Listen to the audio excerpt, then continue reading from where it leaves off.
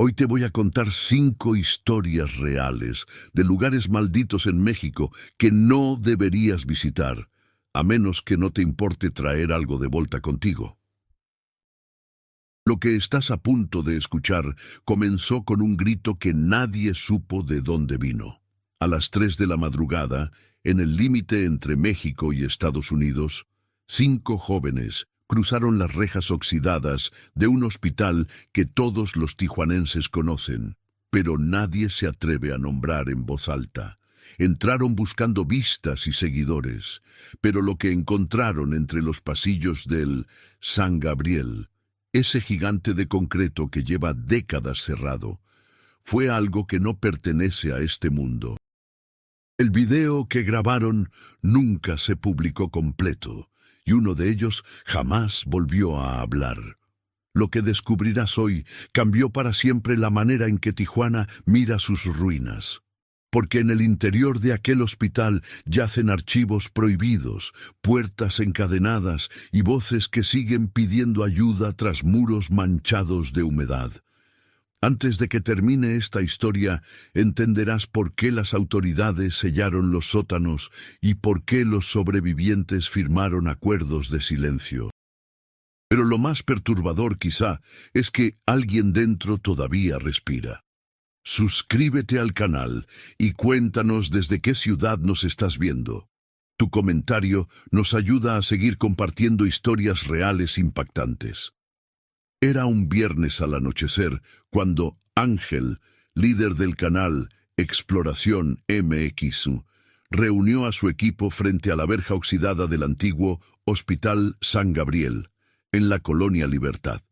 Llevaban linternas potentes, baterías extra, cámaras GoPro y micrófonos de solapa. Esa noche planeaban transmitir en vivo una exploración urbana en el lugar más temido de Tijuana. En los foros locales circulaban leyendas: enfermeros desaparecidos, pacientes sin registro oficial y pruebas de experimentos médicos financiados por agencias extranjeras en los años 80. «Solo vamos a grabar 1 hora», dijo Karina, sosteniendo la cámara principal. «Entramos, mostramos los quirófanos y salimos. Si encontramos algo raro, lo subimos sin edición». El hospital emergía frente a ellos como una herida gris bajo el cielo polvoso. El viento traía olor a óxido y mar. Las ventanas del segundo piso, rotas, parecían ojos vigilantes. Ángel forzó la reja mientras los demás grababan sus risas nerviosas. Un chirrido metálico cortó el aire cuando entraron en el patio cubierto de maleza. Sobre las paredes aún se alcanzaban a leer letras medio borradas. Área de pediatría. Prohibido el paso. Avanzaron entre pasillos estrechos donde el polvo se mezclaba con papeles amarillentos. En una pared alguien había pintado con spray: «La cura no funcionó». Karina enfocó hacia una fila de expedientes médicos tirados en el suelo. Fechas: 1983, 1984, 1985. Nombres, o mejor dicho, números. Ninguno tenía apellidos. Todos decían lo mismo: paciente sin identificación, alta, fallecimiento. «Esto no puede ser real», susurró Elías, el sonidista, mientras hojeaba uno de los documentos. «Mira, aquí dice autorizado por personal externo, y está firmado con iniciales nada más». Una ráfaga helada apagó las linternas por segundos. Cuando se encendieron de nuevo, Ángel notó algo inquietante. Una puerta al fondo del corredor se había cerrado sola. Era una puerta gruesa, cubierta con cadenas oxidadas y un letrero descolorido: «Sala de aislamiento. No abrir». «¿Y si es ahí donde hacían los experimentos?», preguntó Karina. La curiosidad pudo más que el miedo. Ángel sacó una pequeña cizalla de su mochila, rompiendo las cadenas con esfuerzo.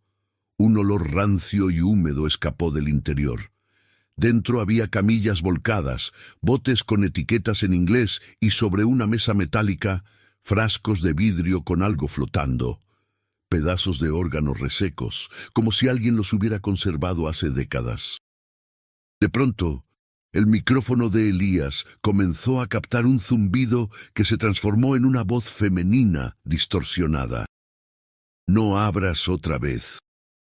Los 5 se quedaron inmóviles. Karina enfocó la cámara hacia la oscuridad, buscando de dónde provenía el sonido. La voz se repitió, ahora más clara, desde un altavoz oxidado en el techo. «Regresa, no están solos». Elías arrancó sus audífonos pálido. «No hay corriente eléctrica conectada, Ángel. Nada debería funcionar aquí». El miedo empezó a filtrarse en el grupo como niebla. Sin embargo, la adrenalina los hizo seguir grabando.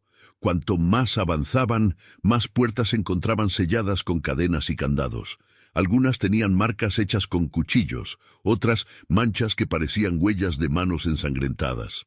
En un cuarto lateral, hallaron una pizarra cubierta de polvo con nombres de médicos y horarios de guardias. Entre ellos, uno se repetía en varias fechas. Dr. H. Samaniego. Al pie de la pizarra, un texto escrito con tiza vieja. Ellos no murieron, los retuvieron. Horas después, a la medianoche, solo quedaban 3 en condiciones de seguir: Ángel, Karina y Elías. Los demás habían salido corriendo cuando escucharon golpes en la puerta principal, aunque afuera no había nadie. El grupo logró acceder al sótano a través de una escalera oculta tras una camilla desvencijada. Elías grababa con dificultad. La señal de las cámaras se interfería por completo. El aire era denso, mezclando humedad y amoníaco. Entre tuberías goteantes, descubrieron una serie de cuartos pequeños numerados del 1 al 7. En el interior de cada uno había una cama de acero y un monitor antiguo aún encendido, proyectando una línea verde fija, sin señal de vida. Karina se acercó al cuarto número 4. Al abrirlo, la cámara enfocó algo imposible. Una figura acostada en la cama, cubierta con una sábana blanca. El cuerpo parecía demasiado rígido para estar vivo, pero el monitor al lado mostraba latidos débiles. «Debe ser una broma», murmuró Ángel intentando mantener la calma. «No puede seguir funcionando nada aquí». La sábana se movió. Apenas un temblor, casi imperceptible. Luego, una voz, la misma del altavoz, susurró desde el rincón. «No deberían haber vuelto». La cámara tembló en las manos de Karina. En ese momento, el monitor de todos los cuartos se encendió al unísono, proyectando imágenes intercaladas. Niños llorando, bisturís, siluetas de médicos sin rostro.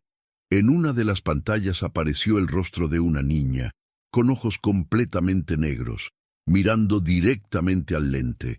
Elías gritó, aseguró que algo lo había tocado desde atrás. Cuando Karina giró la cámara, detrás de él había una sombra alta, delgada, con un uniforme médico corroído. Su rostro estaba cubierto por una máscara quirúrgica y unos ojos vidriosos sobresalían de la penumbra. La figura señaló el monitor central. En la pantalla apareció una fecha: 20 de diciembre de 1985. Y debajo una lista de nombres, entre ellos Ángel Torres, Karina Méndez, Elías Ruiz. El pánico estalló. Salieron corriendo por los pasillos, tropezando con mobiliario caído. Ángel intentó abrir una salida lateral, pero una fuerza invisible lo arrojó contra la pared. En ese instante, todas las luces del hospital se encendieron como si la energía regresara completa. Los pasillos se llenaron de ecos de pasos y murmullos. Elías se desplomó, jadeando, diciendo que podía verlos caminar. Decía que los pacientes estaban ahí, observando desde las habitaciones. La cámara de Karina captó brevemente siluetas pálidas detrás de las ventanas interiores. Cada figura parecía acompañada de un médico sin rostro. Karina, llorando, logró sacar su celular y transmitir unos segundos en directo a la cuenta del canal. Solo alcanzó a decir: «Si alguien ve esto, estamos en el San Gabriel, no vengan aquí», antes de que la señal se cortara. Si esta historia te tiene los nervios de punta, asegúrate de suscribirte y activar la campanita para no perderte las próximas investigaciones reales de Exploración MX. Esa transmisión, aunque interrumpida, se viralizó en cuestión de horas. Las autoridades localizaron el hospital al amanecer, pero adentro solo encontraron las cámaras tiradas y huellas de arrastre en el polvo. 4 días después, Ángel apareció vagando cerca del Cerro Colorado, sin habla y con marcas circulares en el pecho, como de ventosas. Ninguno de los demás fue hallado. La historia se volvió un mito urbano hasta que semanas después un periodista llamado Rubén Castañeda decidió investigar por su cuenta. Había escuchado rumores de que el Hospital San Gabriel fue cerrado tras un programa experimental secreto financiado por una farmacéutica norteamericana. Los documentos oficiales hablaban de ensayos clínicos para una vacuna contra cepas bacterianas resistentes, pero nunca se reveló quiénes fueron los pacientes. Rubén contactó a Karina mediante un familiar que afirmaba haber recibido una llamada de ella desde un número desconocido. En la grabación apenas se oía su voz distorsionada. No somos nosotros los que quedamos aquí, Rubén. Ellos nos copiaron. El periodista rastreó la señal hasta un repetidor antiguo en el Cerro de las Abejas, justo donde antes pasaban las fibras de comunicación del hospital. Al registrar la frecuencia, detectó sonidos irregulares, como latidos electrónicos mezclados con respiraciones humanas.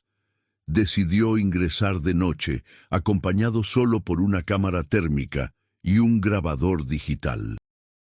Dentro del hospital parecía diferente, más limpio, como si alguien hubiera intentado restaurarlo.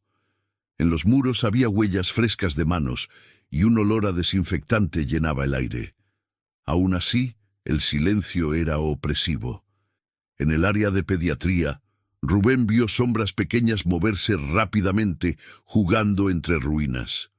Cuando apuntó la cámara térmica, detectó figuras a temperatura corporal normal.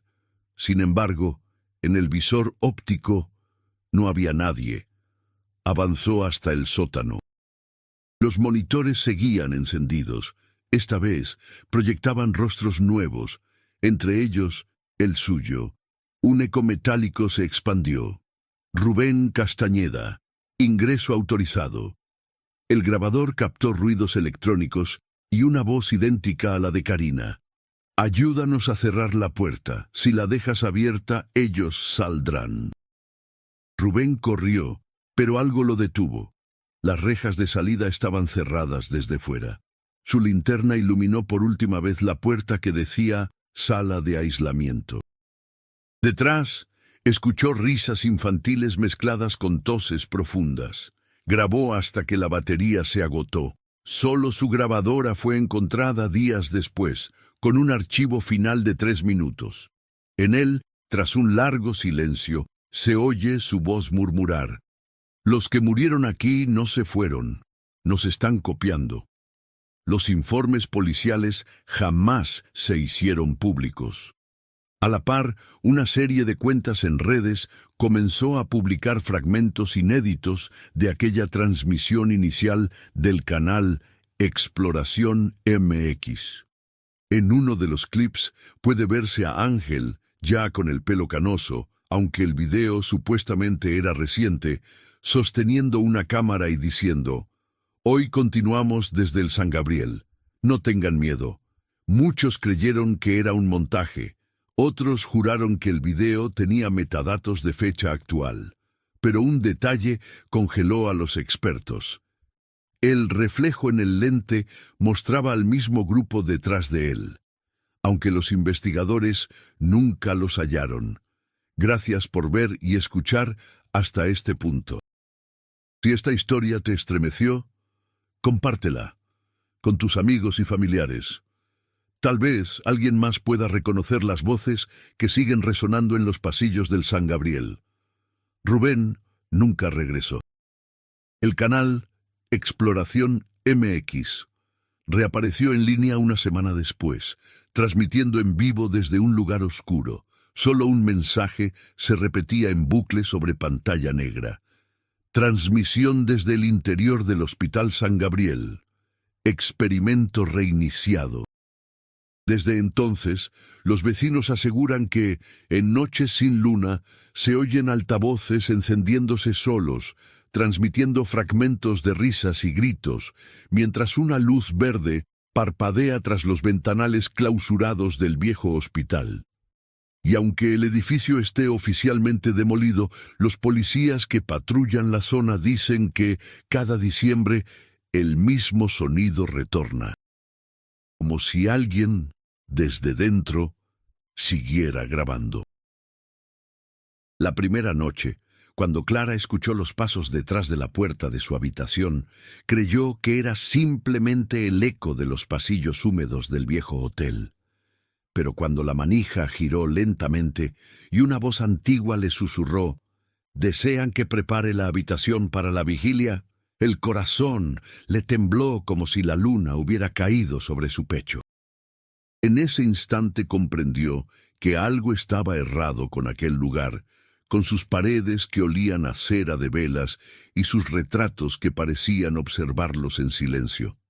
Lo que empezó como una luna de miel soñada en San Cristóbal de las Casas se transformaría, noche tras noche, en una pesadilla que desafiaría toda lógica humana. Lo que estás a punto de escuchar cambió para siempre la vida de Clara y Diego. Este relato revela los últimos días que pasaron en el Hotel Colonial, un edificio donde el tiempo se detiene y los empleados sirven a huéspedes que ya no pertenecen al mundo de los vivos. Antes de que termine esta historia, sabrás qué secreto ocultan las paredes de ese hotel y por qué nadie en San Cristóbal se atreve a pronunciar su nombre después del anochecer. Si te gustan relatos como este, suscríbete al canal y comenta desde qué parte del mundo nos acompañas. Llegaron una tarde nublada, el aire frío envolviendo los tejados de teja roja del pueblo. El taxi los dejó frente a una fachada colonial descascarada, con balcones de hierro retorcido y letras doradas que apenas se leían. Hotel Colonial, fundado en 1892. Una campana de recepción oxidada coronaba el mostrador de madera. Nadie los recibió durante varios minutos, solo el sonido intermitente de un ventilador que giraba lentamente. El recepcionista apareció de pronto, como si hubiera salido de las sombras. Era un hombre delgado, de uniforme color vino y voz aterciopelada. Les entregó la llave número 7 y un libro de registro cubierto de polvo. Diego firmó sin mirar mucho, ansioso por dejar las maletas y descansar del viaje desde la Ciudad de México. Entre sus páginas, Clara notó nombres escritos con tinta antigua, fechas de 1956, 1973, 1989. Le pareció un detalle histórico, hasta que vio una línea más abajo un nombre escrito con su propia letra. Diego Álvarez y Clara Ramos, habitación 7. El recepcionista sonrió, como si ya lo supiera. El cuarto era amplio, con cortinas de lino amarillento y un crucifijo torcido en la pared. Había olor a madera húmeda y perfume de rosas marchitas. Diego, siempre escéptico, bromeó con que aquello parecía un set de película antigua. Clara, en cambio, sintió una pesadez en el pecho, una ansiedad que no supo explicar. Antes de dormir, revisó la cómoda. Dentro había una Biblia cubierta de moho y un retrato en blanco y negro de una pareja abrazada frente al mismo hotel, con la fecha 20 de diciembre de 1956. Esa madrugada la puerta crujió. El reloj marcaba las 2:33 cuando una mujer de cabello recogido entró sin hacer ruido. Llevaba un uniforme de mucama de otro siglo y sostenía un candelabro encendido. «Disculpen, vengo a preparar la habitación para la vigilia». Clara se incorporó de golpe, miró a Diego, pero él dormía profundamente, inmóvil. La mujer sonrió con un gesto vacío y se fue tan silenciosamente como había llegado, dejando el candelabro encendido sobre la mesa. Al día siguiente, Clara preguntó en recepción por la empleada. El mismo recepcionista pareció confuso. «Señorita, aquí no trabaja ninguna mujer desde hace años. Mantenemos el personal mínimo». La explicación racional era sencilla, pensó Diego. Un sueño vívido, una ilusión provocada por el cansancio. Pero algo en la mirada de Clara no encajaba con esa lógica. Pasaron el día explorando las calles de San Cristóbal, los mercados artesanales, los tejados ocres, el sonido de guitarras en las plazas. Sin embargo, Clara no podía quitarse la sensación de que alguien la observaba. En una tienda de antigüedades notó algo que la dejó fría. Entre los objetos descansaba un viejo álbum de fotografías con el sello del Hotel Colonial. En una de las páginas, la misma mucama del candelabro aparecía detrás de una pareja. La misma pareja del retrato del cajón. Esa noche, al regresar, el hotel estaba vacío. No había huéspedes, ni luces en los pasillos. En el comedor, solo una sopa fría servida sobre la mesa. «Debe ser cortesía del hotel», dijo Diego con humor, aunque su voz sonó insegura. Pero cuando terminaron de comer y subieron al cuarto, encontraron la cama perfectamente tendida, con pétalos de rosa y una nota escrita a mano. «Disfruten su última noche». La lluvia comenzó a golpear las ventanas con fuerza la tercera noche. San Cristóbal parecía envuelto en una niebla espesa que borraba el horizonte. Clara insistía en marcharse, pero Diego aseguraba que era absurdo huir por un simple susto. «Mañana temprano nos vamos, lo prometo. Solo quiero hablar con el recepcionista y arreglar la cuenta». Bajaron juntos, pero la recepción estaba vacía. Sobre el libro de registro, sin embargo, habían aparecido nuevos nombres, todos escritos con la misma tinta vieja, el mismo estilo. Lo perturbador fue ver que después del nombre de Clara y Diego ya había otro inscrito. «Próximos huéspedes, 21 de diciembre, familia Cárdenas». Fechado para el día siguiente, como si el hotel ya supiera que ellos no estarían más allí. A medianoche sonó un piano, melodía antigua, de salón colonial. Venía desde el comedor. Diego, curioso, descendió por la escalera. Encontró al pianista, un hombre corpulento de bigote fino, vestido con traje de los años 40. «Buenas noches, señor. ¿Desea algo para acompañar la música?», preguntó con cortesía. Clara lo observaba desde el pasillo. Había algo en su piel, un tono grisáceo imposible. El músico no respiraba. Cuando Clara intentó correr hacia Diego, las luces se apagaron. El sonido del piano se transformó en un chillido y una ráfaga de aire helado recorrió el pasillo. Cuando se encendieron las luces otra vez, Diego estaba solo frente al instrumento. El asiento vacío, las teclas seguían moviéndose solas. «Clara, salgamos ahora mismo». Pero la puerta principal ya no respondía. Afuera, la neblina parecía un muro. Si te está gustando esta historia y quieres escuchar más relatos como este, suscríbete y activa la campanita para no perderte las próximas historias.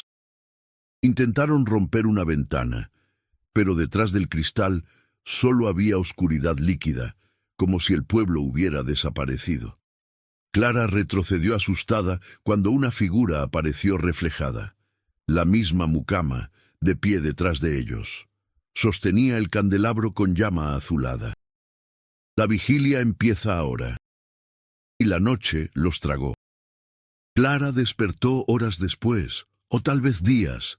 Ya no había luz natural, solo velas consumidas en los rincones. En el cuarto, sobre la cama, Diego respiraba agitado. Su piel estaba helada. A su lado, el retrato de la pareja había cambiado.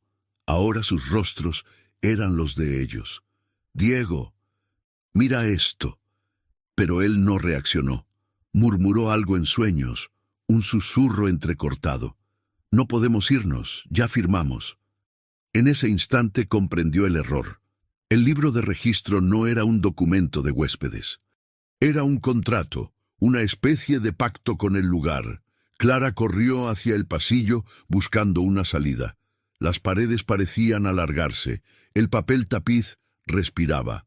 De repente escuchó risas apagadas, conversaciones de cena, el tintinear de copas. Al girar la esquina, se encontró en un gran salón iluminado por lámparas de gas. Decenas de personas vestidas de época brindaban y bailaban. El recepcionista se acercó y dijo con voz solemne: «Bienvenida a la cena de clausura del hotel, señora Álvarez. Todos esperan su brindis». Ella gritó. Intentó retroceder, pero la fiesta la envolvió como un delirio. Voces alegres, rostros transparentes, el sonido del piano regresando desde la lejanía. Clara despertó por última vez en la cama, con el sol apenas marcando las cortinas polvorientas. Diego ya no estaba. Solo quedaba la nota doblada encima del candelabro. «Te esperamos en la vigilia del próximo diciembre». Tomó sus cosas y corrió afuera. El hotel parecía vacío, abandonado por décadas. En recepción, el mostrador estaba podrido, cubierto de telarañas. No había libros, ni timbre, ni señal alguna de vida. Afuera, el pueblo despertaba como si nada hubiera pasado. Pidió ayuda en una cafetería cercana. El dueño la miró pálido cuando mencionó el Hotel Colonial. «Señorita, ese edificio lleva cerrado más de 40 años. Se incendió en 1973. Murieron varias parejas en sus habitaciones. Nadie ha vuelto a entrar». Clara sintió el vacío bajo los pies. Corrió de regreso, pero el callejón donde estaba el hotel ahora era solo un muro cubierto de grafiti. Abrió su bolso. Dentro, el retrato seguía allí. La pareja abrazada frente al hotel. Pero los rostros ya no eran los suyos. Eran los de la familia Cárdenas. Una nueva fecha escrita abajo. 21 de diciembre de 2025. Durante meses Clara vagó por el país intentando entender lo que había ocurrido. Contó su historia en foros, a periodistas, a curanderos. Nadie le creyó del todo. Hasta que una mujer en Chiapas le mostró un viejo recorte de periódico. Extraña desaparición de pareja mexicana en el Hotel Colonial. Policía lo atribuye a accidente eléctrico. Testigos aseguran haberlos visto días después. Pero el hotel estaba cerrado. Clara comprendió entonces que el lugar no desaparecía, sino que se abría solo para aquellos que llevaban algo dentro, una promesa rota, una mentira, una sombra. Ella y Diego habían discutido esa noche antes de llegar a San Cristóbal. Se habían prometido empezar de nuevo, pero el corazón guarda los pecados aunque uno no los confiese. Quizás el hotel no los eligió al azar. Quizás solo reflejó lo que siempre fueron, huéspedes atrapados en su propia culpa. A veces, en diciembre, la gente de San Cristóbal dice escuchar música de piano proveniente de la calle cerrada. Otros aseguran ver luces encendidas detrás del muro y sombras moviéndose como si hubiera una fiesta dentro. Las autoridades sellaron el área hace años, pero los rumores crecen cada invierno. Y si alguna vez visitas San Cristóbal y ves una puerta vieja de madera con un letrero medio borrado que dice Hotel Colonial, no entres. Dicen que siempre hay una habitación preparada para los próximos recién casados. Gracias por acompañarnos hasta el final de esta historia. Si te gustó, compártela con tus amigos y ayúdanos a seguir contando los misterios más escalofriantes de México. El calor del desierto aún arde en las paredes derruidas del antiguo casino, Sonora, 1956. Una noche que jamás sería olvidada comenzó con risas, champaña y luces de neón que retumbaban en mitad de la nada. Pero antes del amanecer, el lujo se convirtió en tragedia. Nadie volvió a ver a los invitados que decidieron quedarse hasta el último juego. y el silencio que envolvió ese lugar fue tan profundo que ni los coyotes se atrevieron a acercarse. Lo que estás a punto de escuchar cambió para siempre la vida de Javier Montalvo, un periodista que pensó que las leyendas del desierto eran solo cuentos para espantar a los niños. Lo que descubrió entre las ruinas del Casino del Diablo desafía toda explicación lógica, una historia que involucra pactos, sombras que hablan y una sala de juegos donde el tiempo parece detenerse. Antes que termine este relato, conocerás un secreto que las autoridades mexicanas intentaron borrar de los registros durante más de medio siglo. Suscríbete al canal y comenta desde qué parte del mundo nos estás escuchando. Esta historia apenas comienza. La noticia llegó a Javier en el verano del 2003. En Hermosillo, un viejo minero le habló sobre el Casino Maldito, un edificio de mármol blanco donde los ricos de los años 50 apostaban hasta sus almas. Decían que un hombre de traje negro, conocido solo como el Señor del Juego, ofrecía una última ronda de cartas a quien tuviera el valor de enfrentarlo. Si ganabas, la fortuna te sonreía para siempre. Si perdías, tu cuerpo aparecía quemado o simplemente desaparecía entre las dunas.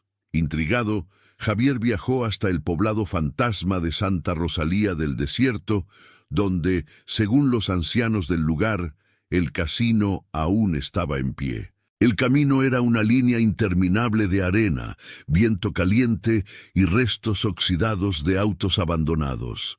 La carretera parecía susurrar cada vez que las ruedas del jeep levantaban polvo, como si el desierto hablara en un idioma antiguo. Al llegar, lo primero que vio fue el letrero derrumbado. Gran Casino Sonorense. Inauguración 1954. Dentro, el aire olía a humedad y pólvora vieja. Las lámparas colgaban rotas, y bajo sus cristales los espejos antiguos devolvían reflejos deformados. En la entrada del gran salón aún se distinguían los mosaicos con figuras de barajas y crucifijos invertidos, un detalle que, según las historias, nadie había notado antes de la tragedia. Javier encendió su grabadora. Fecha: 14 de julio. Objetivo: registrar pruebas sobre las desapariciones en el Casino Sonorense. El sonido de su propia voz rebotó en las paredes. En ese instante, creyó escuchar pasos detrás de él, rítmicos, precisos, como fichas que caen una sobre otra. Se giró. Nada. Solo sombras que bailaban con la luz temblorosa de su linterna. En los registros del ayuntamiento, descubrió que el propietario del casino había sido don Renato Alegría, uno de los empresarios más influyentes de Sonora. Su cuerpo nunca fue encontrado.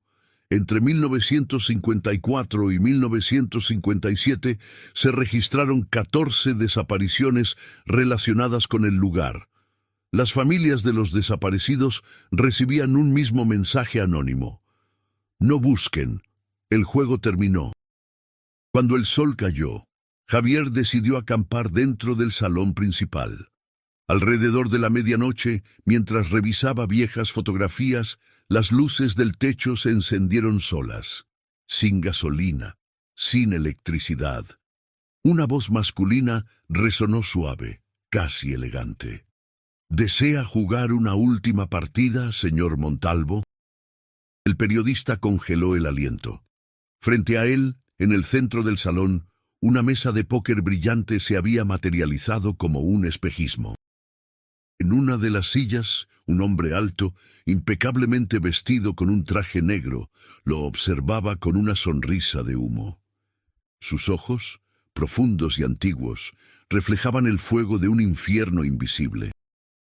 «Solo una ronda», dijo el hombre. «Si gana, obtendrá la verdad que busca. Si pierde, bueno, el desierto sabrá qué hacer con usted». El sudor recorrió el cuello de Javier.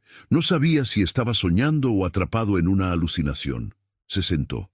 Las cartas se barajaron solas. La primera mano fue un empate. La segunda también.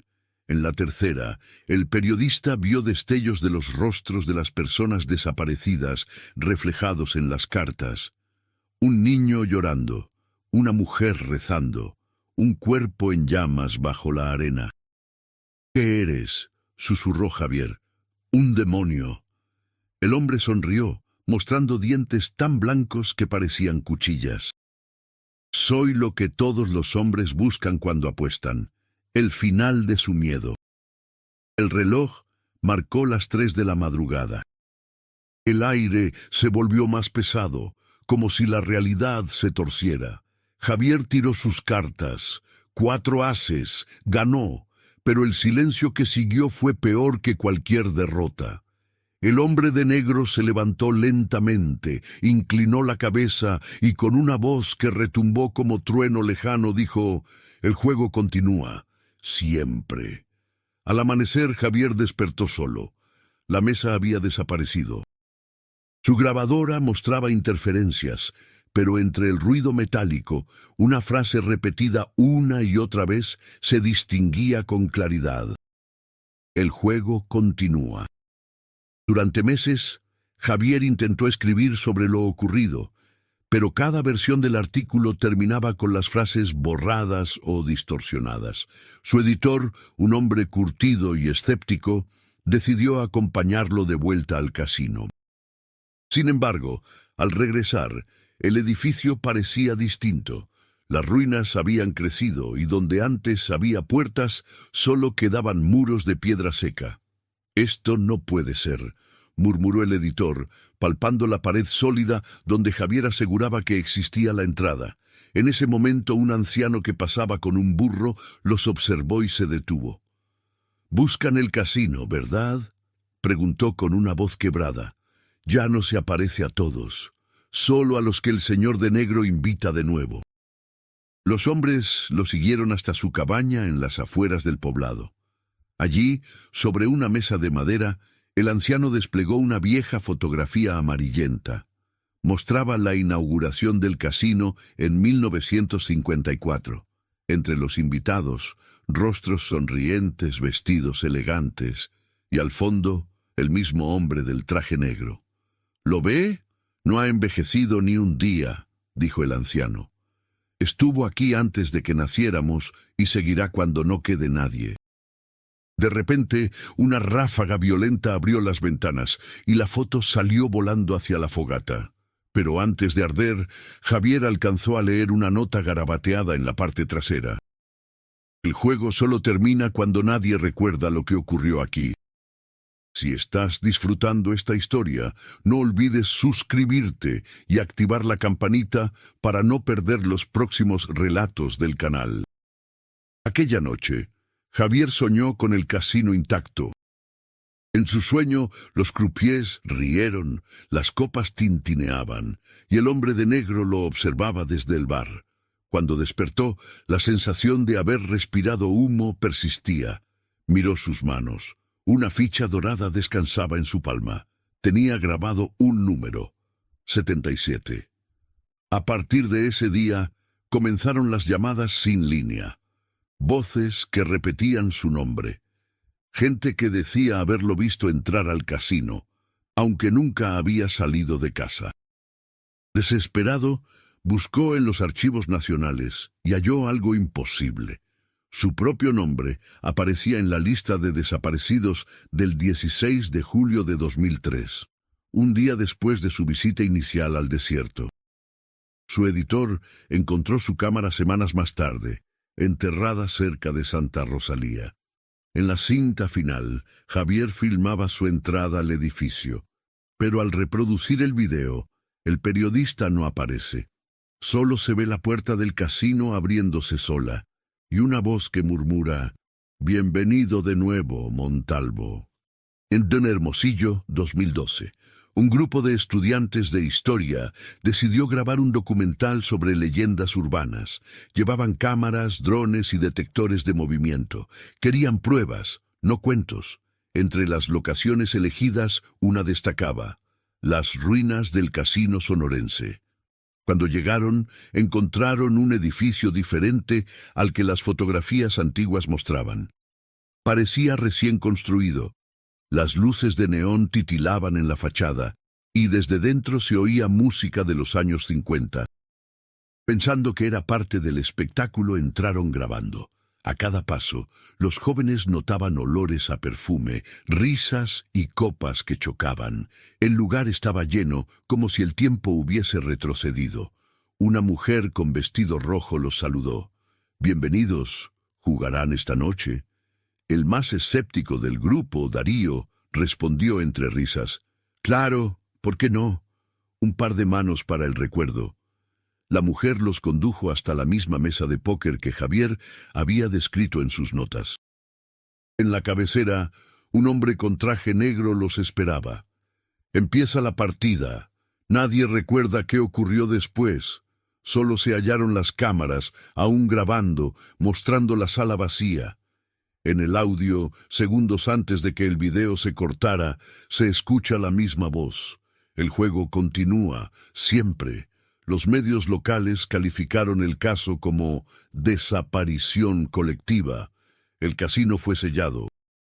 Pero a los pocos días, testigos aseguraron que durante la noche se volvían a encender las luces y que un piano tocaba solo fragmentos de jazz desde el interior. Años después, un investigador llamado Emilio Paredes encontró una ficha dorada en una tienda de antigüedades en Hermosillo, número 77. Su curiosidad lo llevó a las ruinas del casino. Al llegar, vio sobre la arena caliente huellas que entraban, pero ninguna que saliera. Mientras colocaba su cámara, escuchó una melodía que provenía del viento. A lo lejos, el eco de una risa y el tintinear de vasos lo hicieron voltear. Entonces lo vio. Un edificio resplandeciente, igual que en las postales antiguas, iluminado por luces que no deberían existir en medio del desierto. El cartel brilló una vez más. Gran Casino Sonorense. Bienvenidos al juego final. Emilio dio un paso adelante. La puerta se abrió sola. Una voz suave, la misma de las grabaciones, le habló desde dentro. «Sabemos que vienes buscando respuestas, Emilio, pero aquí las respuestas se pagan, con la última jugada». El investigador, temblando, activó la cámara y dio otro paso. El suelo vibró. La arena comenzó a tragar el jeep estacionado fuera. Desde el interior, ecos de aplausos y vítores lo envolvieron. Entró. Dentro, el aire era tibio y perfumado. Los fantasmas bailaban en una fiesta eterna. Entre ellos, reconoció a Javier Montalvo, sosteniendo una copa, con la mirada perdida. Emilio intentó hablarle, pero el periodista solo susurró: «No te sientes, no juegues». Una ficha dorada cayó frente a él. El hombre de negro extendió su mano y sonrió. «Tu turno, señor Paredes. La suerte está echada». Afuera, el desierto volvió a quedar en calma. Solo el viento retumbó como un susurro humano, arrastrando palabras imposibles. El juego continúa, siempre. Gracias por llegar hasta aquí.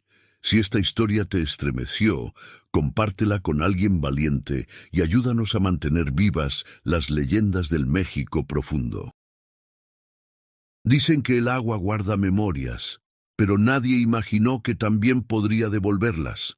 Aquella mañana, cuando el nivel de la presa bajó lo suficiente para dejar ver la torre de la vieja iglesia, los habitantes de San Isidro del Mar comenzaron a escuchar los primeros repiques. No eran campanadas comunes, eran lentas, húmedas, saliendo de un fondo imposible, como si una mano temblorosa las hiciera sonar desde lo profundo del embalse. Muchos pensaron que era una mala broma, otros corrieron a grabar con sus teléfonos, pero lo que ocurrió después cambió la vida de todo el pueblo y convirtió ese verano en el más aterrador en la historia de Michoacán. Lo que estás a punto de escuchar cambió para siempre la vida de Adrián Morales, un joven periodista que llegó atraído por las leyendas del pueblo ahogado. Lo que descubrió bajo la superficie del agua no solo desafía toda lógica, sino que terminó revelando un secreto que las autoridades intentaron sepultar junto con el mismísimo pueblo. Antes de que termine este relato, conocerás la verdad que nunca salió en televisión, la historia de un bautismo colectivo que se convirtió en una condena eterna. Suscríbete al canal y cuéntanos desde qué parte del mundo nos estás escuchando, porque lo que viene te pondrá la piel helada. El día que Adrián llegó, la presa de Purungueo estaba casi seca. Los inviernos eran cada vez más erráticos y la sequía de aquel año había revelado un esqueleto de piedra y lodo que dormía bajo el agua desde hacía décadas. En el horizonte, la torre de la iglesia sobresalía como el dedo de un gigante ahogado, oxidado por el tiempo y cubierto de algas. A su alrededor, pedazos de muros, calles partidas y cimientos emergían como un rompecabezas viejo. En la cantina principal del pueblo actual, una comunidad construida unos pocos kilómetros al norte cuando inundaron el valle, la gente hablaba del suceso con una mezcla de temor y fascinación. Los más viejos decían que era una señal, que cada vez que el campanario reaparecía, alguien desaparecía en el lago. «Eso ya pasó en el 98», le dijo un anciano a Adrián mientras llenaba su vaso de mezcal. Unos pescadores bajaron para ver las ruinas y encontraron una barca vacía flotando. Ni los cuerpos, ni los remos, nada, pero al anochecer desde la presa se oyeron los nombres de cada uno. Miguel, Toño, Ramiro. El viejo bajó la voz, como si el agua los llamara. Adrián fingió indiferencia, pero grabó todo en su libreta digital. Tenía la intención de producir un reportaje para un canal independiente sobre leyendas mexicanas. No creía en fantasmas, pero sabía que esas historias atraían millones de vistas. Esa noche fue a la orilla del embalse y montó su dron para grabar la torre. El motor del aparato zumbó sobre el agua quieta, capturando la silueta de la iglesia recortada por un cielo naranja. Al reproducir el video, notó algo imposible. Dentro de las ruinas, una figura parecía moverse lentamente entre los escombros. Debe ser un efecto del reflejo, pensó.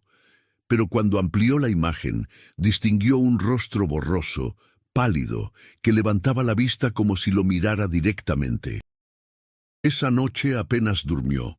AFK de miedo y curiosidad, volvió al amanecer acompañado por Lidia, una locutora local que lo había contactado por redes sociales.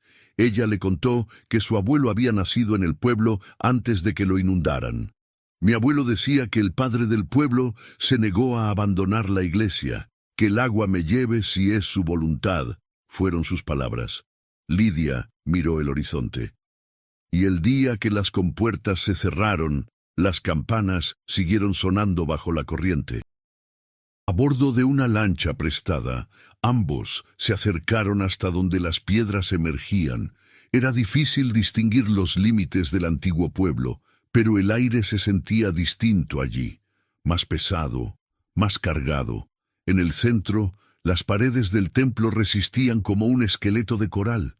Al entrar, el sonido murió por completo, ni viento, ni insectos, ni agua goteando, solo un silencio metálico, agudo, insoportable. «Siento que alguien nos está mirando», susurró Lidia. Adrián encendió la linterna de su cámara. El haz de luz recorrió los muros cubiertos de musgo hasta toparse con algo que no debería estar allí. En el altar, bajo una capa de limo, había restos recientes de velas consumidas. Alguien había estado rezando. Retrocedió un paso. El agua a sus pies comenzó a agitarse suavemente, una onda tras otra como si respirara. Entonces lo escucharon, un eco profundo que subía desde el fondo y una campanada. Una, luego otra y otra. Pero no venían del campanario expuesto, provenían de bajo ellos. «Vámonos ya», dijo ella, pero Adrián grababa obsesionado. Tiene que haber una explicación física, el metal expandiéndose con la temperatura o algo así. El eco se transformó en un murmullo confuso, luego en un coro. Adrián, Adrián Morales. El periodista dejó caer la cámara. Corrieron hasta la lancha, pero el motor no arrancó. El agua alrededor se tornó oscura, casi negra, y una corriente invisible empezó a arrastrarlos hacia el centro del embalse. Lidia gritaba, tratando de sacar el ancla. Adrián se lanzó al agua fría, intentando empujar la barca. Sintió algo rozarle la pierna como una mano. Giró, y una cara blanca emergió del agua. Era la suya, reflejada, distorsionada, pero suya. Gritó, y todo se volvió negro. Cuando despertó, estaba en la orilla, tiritando. Su cámara y su teléfono seguían junto a él. En la última grabación había una toma confusa, la lancha girando sola, el sonido de las campanas cada vez más fuerte y una silueta femenina regresando hacia la torre. Gritó el nombre de Lidia durante horas, pero nunca obtuvo respuesta. La policía local lo interrogó. Dijeron que las corrientes eran peligrosas, que seguro ella se había hundido. No encontraron cuerpo alguno. Adrián juró no volver, pero algo en su mente no lo dejaba tranquilo. No era culpa ni miedo. Era la certeza de que lo que había visto no podía explicarse. 2 semanas después, recibió un mensaje desde el número de Lidia. Un solo video. Era la grabación de un bautizo antiguo, en blanco y negro, donde una larga fila de campesinos esperaba frente a la iglesia. El sacerdote, el mismo que se negó a irse, llevaba un crucifijo extrañamente torcido. Pero lo verdaderamente inquietante era que entre los fieles aparecía su propio rostro. Él, idéntico, con una vela en la mano. Adrián viajó de nuevo a Purungueo para buscar los archivos municipales. Descubrió que las autoridades, en los años 50, habían clausurado el templo 3 veces por denuncias de rituales indebidos y desaparición de infantes. Pero nunca detuvieron a nadie.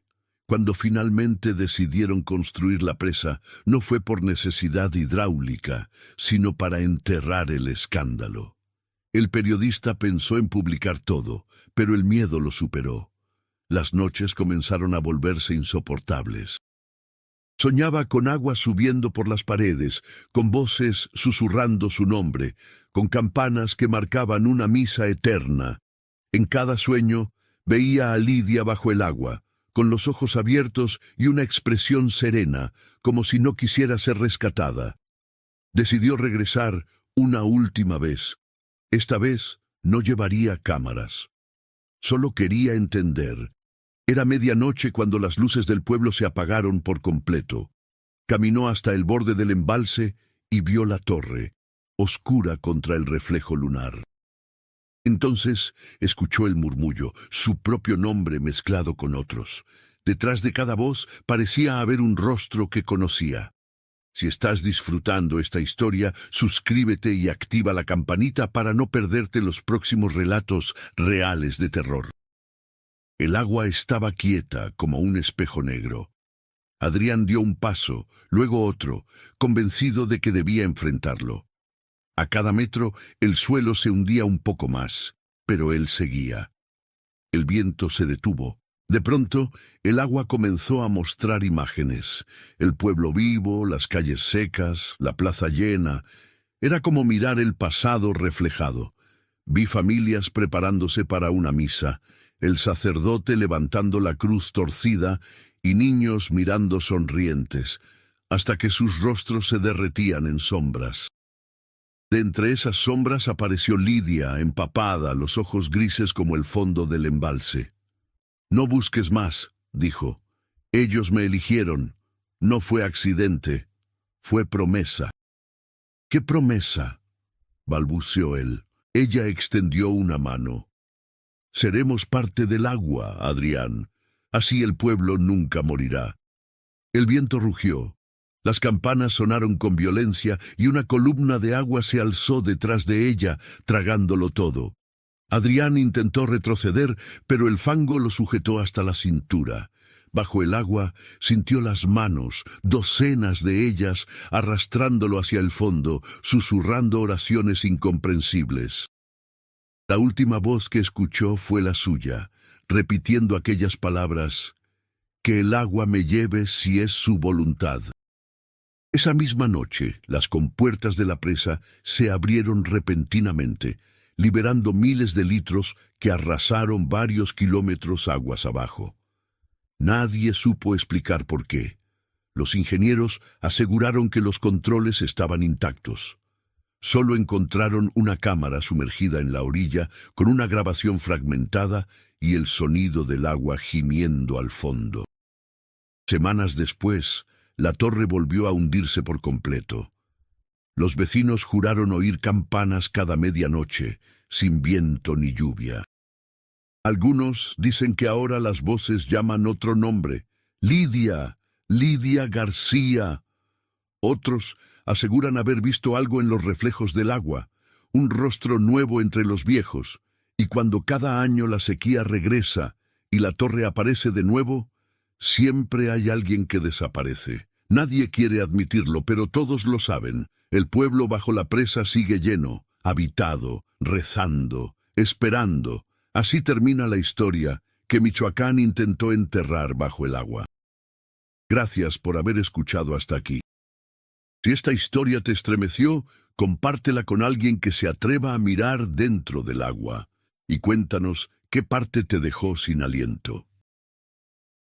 Lo que estás a punto de escuchar puede parecer una leyenda urbana, uno de esos relatos que los taxistas cuentan en las madrugadas de la Ciudad de México para espantar a los curiosos. Pero para Daniel Robledo, un joven creador de contenido que solo buscaba un lugar barato donde hospedarse, lo que ocurrió en aquella pensión de la calle de las Brujas fue el inicio de una pesadilla que cambiaría su vida para siempre. Y no fue un sueño ni una sugestión. Las cámaras que instaló registraron algo que ningún ser humano debería ver. En los próximos minutos conocerás una historia documentada, con videos, testimonios y registros en náhuatl antiguo que revelan la conexión entre una casa abandonada, una orden secreta de mujeres indígenas y una maldición que perdura desde la época colonial. Antes de que termine este relato, entenderás por qué esa pensión sigue cerrada hasta hoy. ¿Y qué ocurrió con los que se atrevieron a pasar una sola noche bajo su techo? Antes de continuar, suscríbete al canal y cuéntame en los comentarios desde qué parte del mundo estás viendo esta historia. Daniel había llegado al Distrito Federal desde Guadalajara con un solo propósito: iniciar su propio canal de experiencias paranormales. Después de años editando videos para otros creadores, decidió poner a prueba su talento investigando lugares malditos. Su presupuesto, sin embargo, era limitado. Así fue como terminó alquilando un pequeño cuarto en una pensión antigua de la colonia Doctores, un edificio que olía a humedad, copal quemado y polvo viejo. El cartel en la entrada decía: Pensión Arreola. Habitaciones económicas, cocina compartida. La mujer que atendía la recepción se llamaba Teresa. Tenía una voz ronca y una mirada tan penetrante que hacía dudar si realmente veía a la gente o leía directamente sus pensamientos. No hagas mucho ruido en la noche, joven. Algunos huéspedes trabajan de madrugada, dijo con una sonrisa forzada mientras le entregaba la llave del cuarto 5. Daniel recordó que el anuncio online mostraba 8 habitaciones, pero en los días siguientes solo vio cerrar una puerta, la del cuarto, al fondo del pasillo. Nunca escuchó pasos, voces ni agua corriendo por las cañerías. La primera noche durmió mal.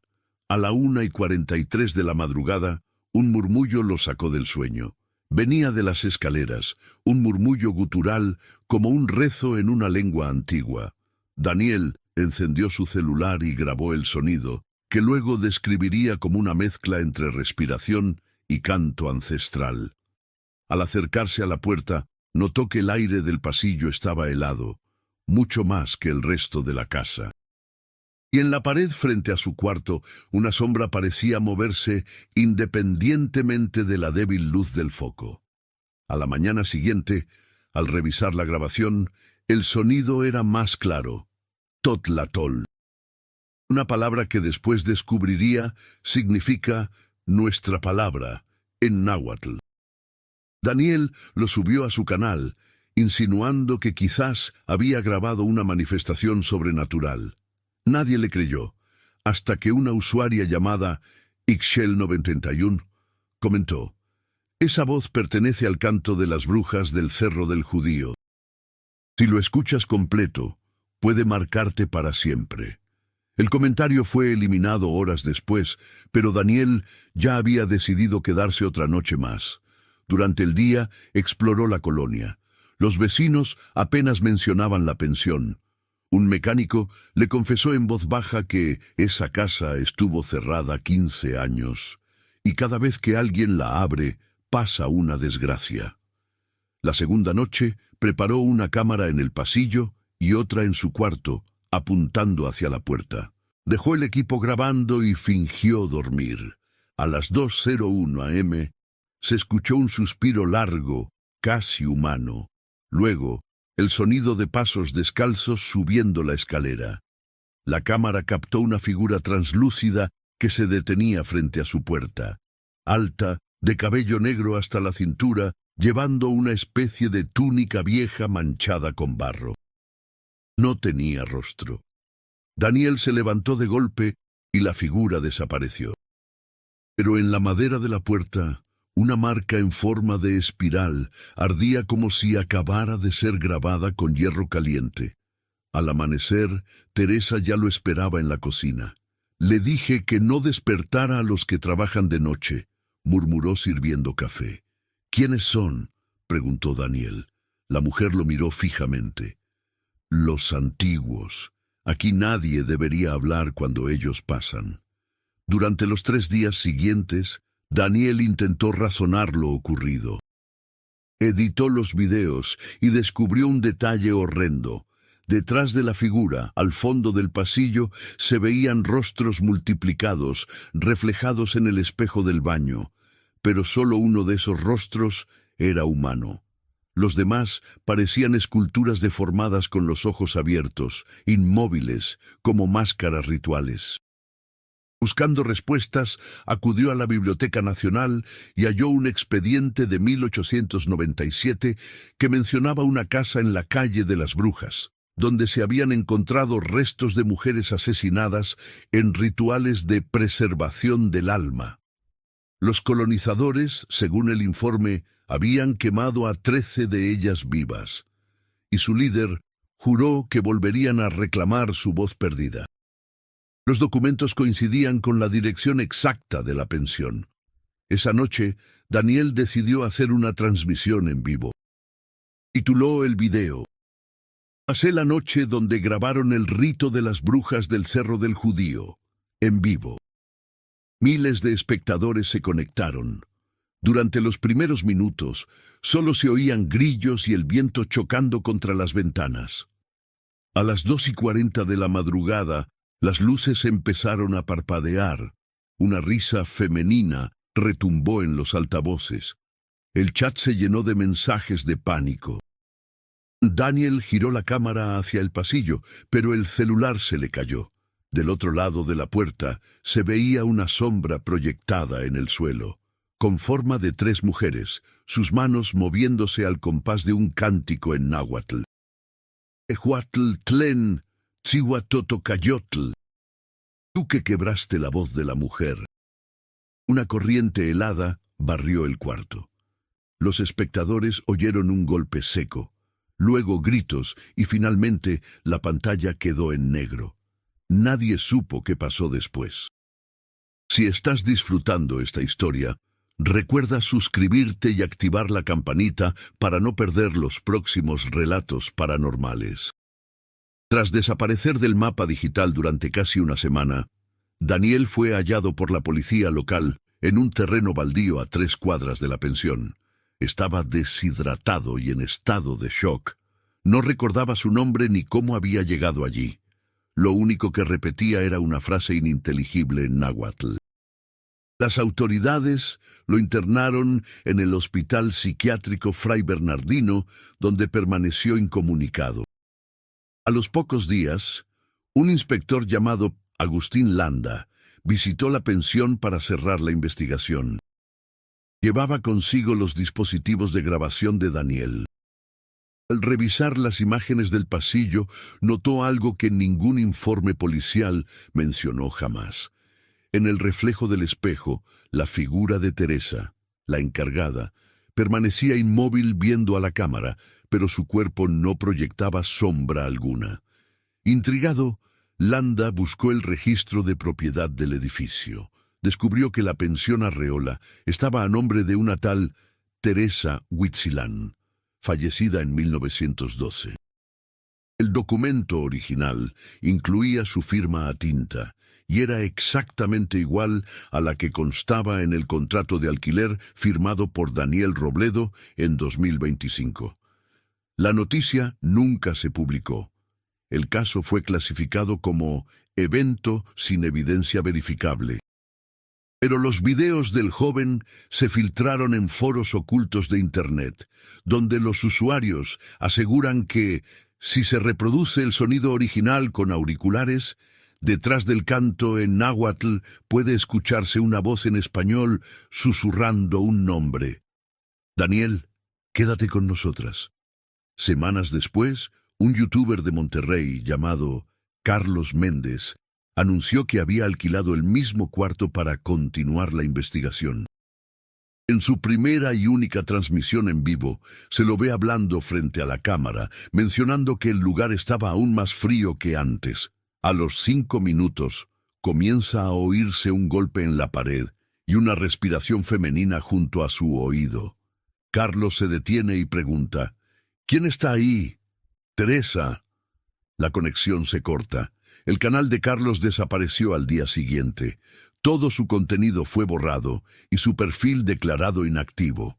Ningún amigo o familiar ha podido ubicarlo. A finales de ese año, la pensión fue clausurada por riesgo estructural, aunque algunos vecinos afirman que aún se ven luces encendidas en la madrugada y que una mujer de cabello largo limpia el portón como si esperara nuevos huéspedes. Las investigaciones periodísticas han intentado entrar, pero los sellos oficiales siempre reaparecen aunque alguien los rompa. Los reporteros dicen que escuchan susurros detrás de las paredes, como si las propias piedras recordaran lo ocurrido. En la esquina de la calle de las Brujas, frente al viejo edificio, hay hoy un altar improvisado con veladoras, fotografías descoloridas y una nota escrita a mano. No olviden sus nombres. Ellas siguen aquí. Gracias por acompañarme hasta este punto del relato. Si te ha gustado esta historia, compártela con quien amas y cuéntame si te atreverías a pasar una noche en la pensión de la calle de las Brujas.